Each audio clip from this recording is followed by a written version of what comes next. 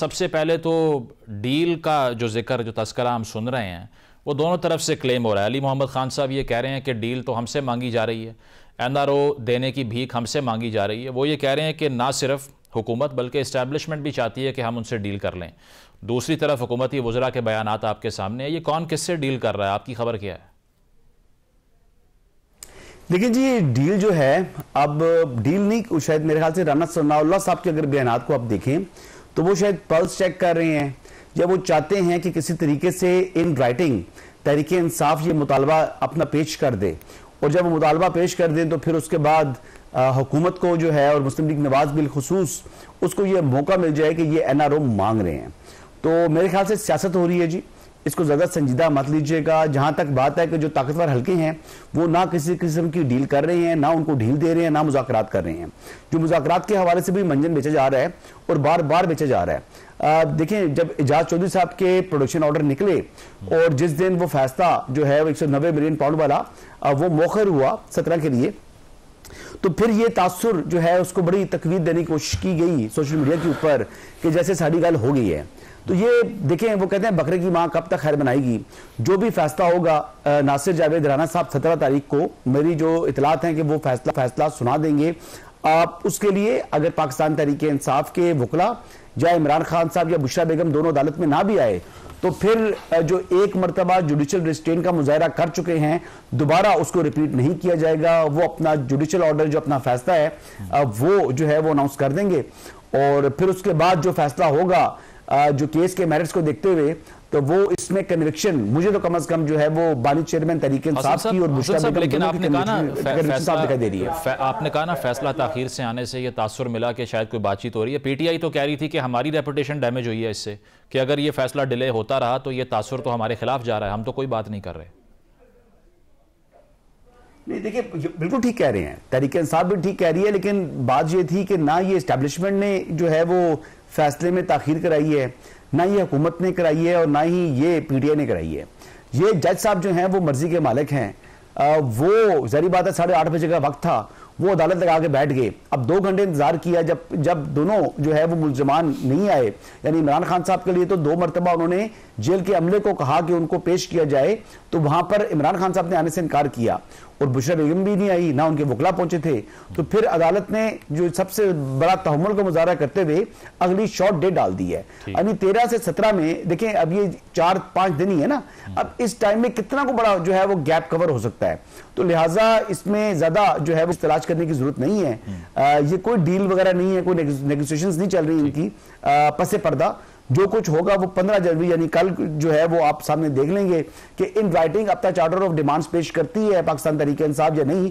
असल खेल तो यहां से शुरू होगा, और मुझे नहीं लगता अभी तक कि मुझे उम्मीद नहीं है कि पाकिस्तान तहरीक इंसाफ इन राइटिंग अपनी चार्टर ऑफ डिमांड्स जो है वो हुकूमती कमेटी के सामने पेश करेगी। ठीक है, आमिर ज़िया साहब आपकी तरफ आऊँगा। ये पहले तो मुज़ाकरात के हवाले से जो 31 जनवरी की डेडलाइन आ गई, जिस पर बहुत से हुकूमती वज़रा ख्वाजा आसिफ साहब ने कहा जी ब्लैकमेल किया जा रहा है हमें, इस तरह से बातचीत आगे बढ़ती नहीं है। एक तरफ ये चीज़, और फैसल वाडा साहब ने कहा कि 30 तारीख के बाद तो पीटीआई लेट कर भी मुज़ाकरात करने पे मजबूर हो जाएगी। क्या हो जाएगा ऐसा? अलकादर ट्रस्ट केस की तरफ इशारा है, या फिर आपको लगता है कि अब 2 मुतालबात ये रिटर्न में दे भी दें, जिस तरह बैरिस्टर गौर साहब कह रहे हैं कि कल वो प्रोवाइड कर दिए जाएंगे हुकूमती कमेटी को, हसन अयूब साहब कह रहे हैं ऐसा हो ही नहीं सकता। What is your take on this? पहली बात तो हमें समझनी चाहिए कि 31 जनवरी की भी जो डेडलाइन दी जा रही है उस पर भी सवालिया निशान यूं खड़ा हो गया है कि कल मेरी वकास अकरम साहब से बात हो रही थी, शेख वकास अकरम से, और उनका ये कहना था कि जी हम जो है तीसरा मीटिंग होगी उसमें कमीशन बनता है या उसकी तरफ से पेशरफ्त होती है तो हम जनाब फिर चौथी और 5वीं मीटिंग की हम बात कर सकेंगे। तो अगर कोई पेशरफ्त नहीं होती तीसरी मीटिंग के बाद, तीसरे दौर के बाद, तो फिर तो ना ही समझे हमारी तरफ से। तो एक तरफ से तो ये सिग्नल आ रहा है, और जाहिर है कि पीटीआई जो है उसके 2 ही मुतालबात सामने हैं। उनका एक मुतालबा सियासी कैदियों की राय, वो खुद कहते हैं कि वो अदलिया के जरिए होगा और अदालतें उनको छोड़ेंगी। दूसरा जो है जुडिशल कमीशन का क़याम है।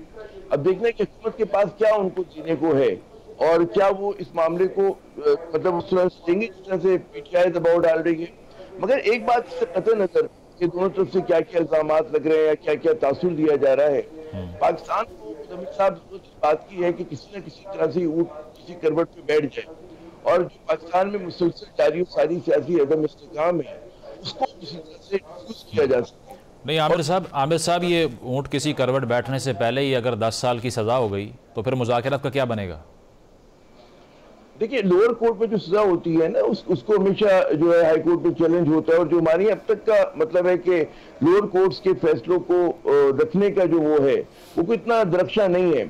आप तस्वीर कीजिए ना कि मैं भी देख रहा था, एक बड़ी अलग से मिसाल है कि उजैर बलोच साहब पे कराची में पता नहीं 70-75 मुकदमात हैं, उसमें से वो 60 से ज्यादा मुकदमात में बरी हो गए, और उनके बारे में कहा जाता था कि जी सबसे बड़े वो जो है यहाँ पे उनका गैंगस्टर के उनको लक़ब से कहा जाता था। रावण वार साहब रिहा हो गए जी, रावण वार साहब रिहा हो गए 440 एनकाउंटर्स का इल्जाम था।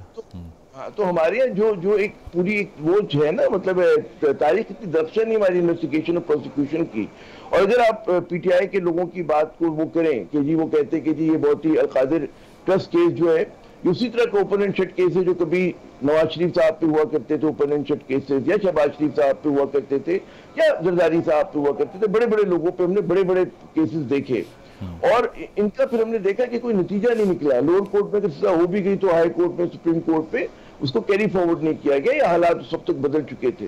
तो मैं समझता हूँ कि अगर सजा हो भी जाती है तो जो इमरान खान का जो क्लाउड है, जो उनके चाहने वाले हैं, जो उनके पीछे चलते हैं, उनको कोई फर्क नहीं पड़ेगा। जो उनके मुखालफिन है वो ढिंडोरा पीटते रहेंगे कि जी सजा याफ्ता है, तो उससे कोई हमारी सियासत में तब्दीली मुजम्मिल साहब नहीं आएगी। हमारा जो असल, मैं फिर बुनियादी आखिरी जुमला कहूंगा कि असल नुक्ता कि सजा हो ना हो ये बड़ा एक गैर आम बात है, फुटनोट ऑफ हिस्ट्री होगा ये।